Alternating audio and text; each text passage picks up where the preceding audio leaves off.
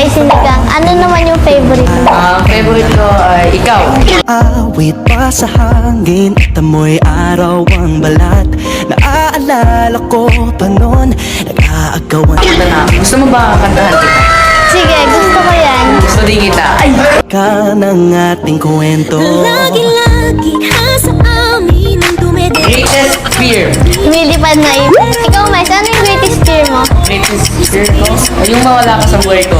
Umawit ang theme song nasabay kinat. Sabi ko po hindi po kasi aside sa pagiging OG love team namin ni Miles, magkaibigan din po kami dito sa Runcom. Lagi nga po nang-aasar yan sa akin. Siyempre ganun din, same na sagot ni Ana. Feel ko hindi kami magiging awkward kapag ginawa na namin mga challenges. Kasi siyempre, gumawa din naman tayo ng mga challenges before nung bata pa tayo. And yan, may nagawa na rin kami friendship ni Ana. Maging totoo lang kami sa isa't isa ni Ana kasi matagal na kami magkakilala at ilang buwan na rin kami friendship. Ang masasabi ko lang, i-enjoy lang namin to at ayun na, kagaya na sinabi ni Miles, magiging totoo ko yung sarili namin. Na-miss niyo ba ang isa't isa? Oo naman. Happy ka ba na siya ang ka-switch love team mo? Siyempre. Best compliment na na-receive mo sa inyong ka-switch love team. Magaling. Galing mo siya. Sumayaw. Oo. Gaano katotoo na naging crush mo si Miles noon? Ay palaging sabay namin. Wow!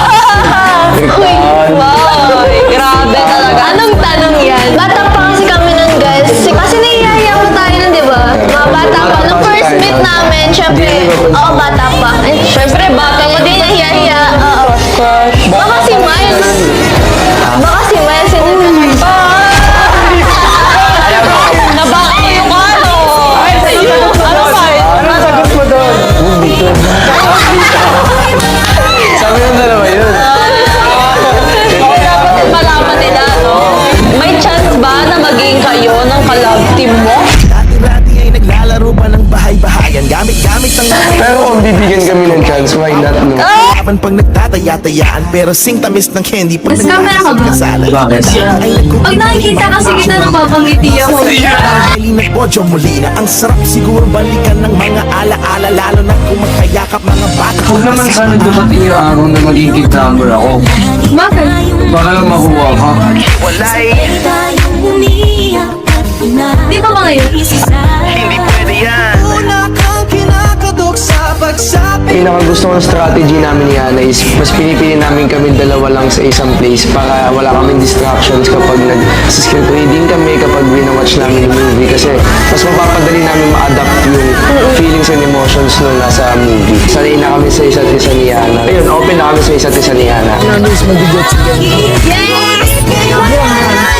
Nalaglag.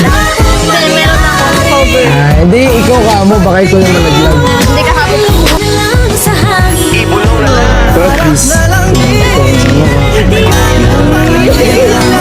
Gusto mong sabihin message kay Mike? Ano tayo, message ko po kay Miles, thank you so much kasi ikaw yung naging love team ko.